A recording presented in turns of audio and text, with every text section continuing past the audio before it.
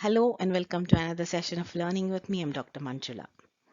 Continuing with our explorations of culture, diversity, and society, let us now move on to another important area of diversity in the Indian subcontinent, the religious diversity. India is known for various forms of diversity, and religious diversity is one of those important elements that forms both the unifying as well as diversing factors of this subcontinent.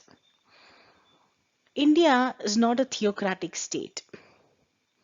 It guarantees freedom to its people to practice and follow any religion of their choice. Sarva Dharma Samabhava, which means equal respect to all religions.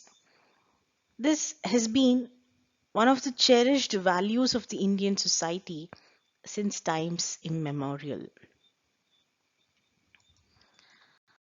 Religion is a major concern of human beings.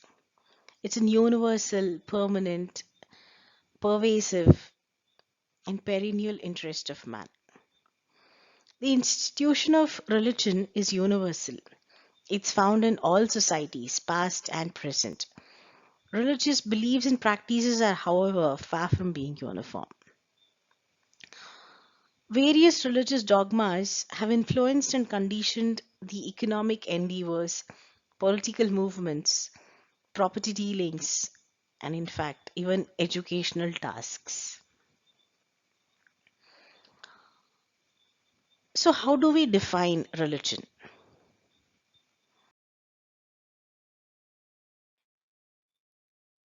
Religion is something that revolves around man's faith in the supernatural forces.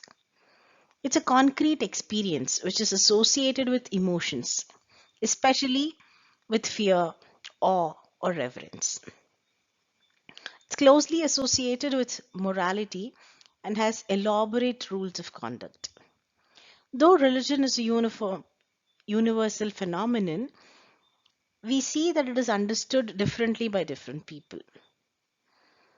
Durkheim, in his book Elementary Forms of Religious Life, defines religion as a unified system of beliefs and practices relative to sacred things, that is, to weigh things set apart and forbidden.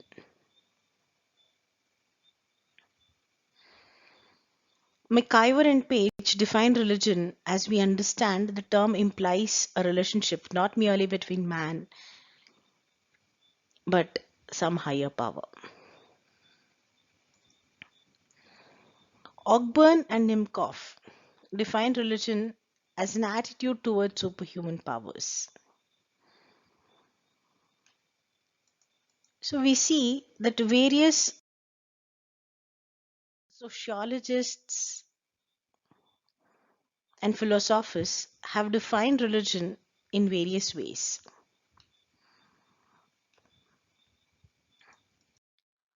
When we speak about religious diversity in India, we see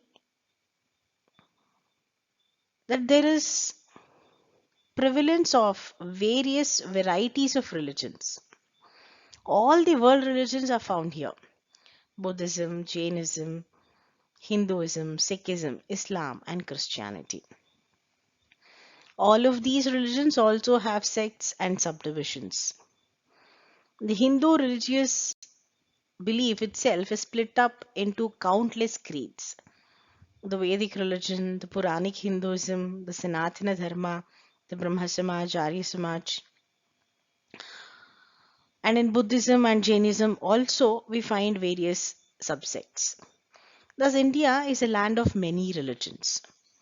The people differ considerably in social habits and cultural differences from state to state. And this has become the essence of the Indian composite culture. There's no wonder that India is a museum of cults and customs. creeds and culture, faiths and tongues, racial types and social systems. Yet, in spite of all these diversities, India is a land of unity. There's a deep underlying fundamental unity in India. An observer fails to discover the one in many, the individual in the aggregate, and the simple in this composite.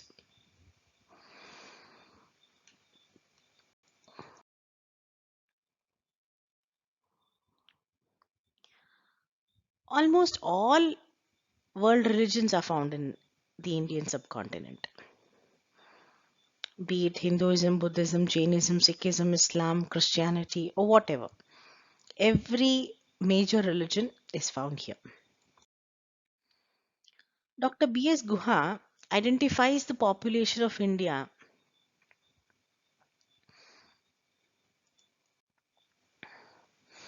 and he classifies them into six main ethnic groups. This is based on the 1931 census operations, and this is the classification that he proposes. Herbert Riesle, on the other hand, proposes a racial classification of seven racial types. The vast population of India consists of various races. The extreme diversities of physical features, climatic conditions, socio-cultural compositions has produced this kind of an cultural heterogeneity of a very high order in the Indian subcontinent.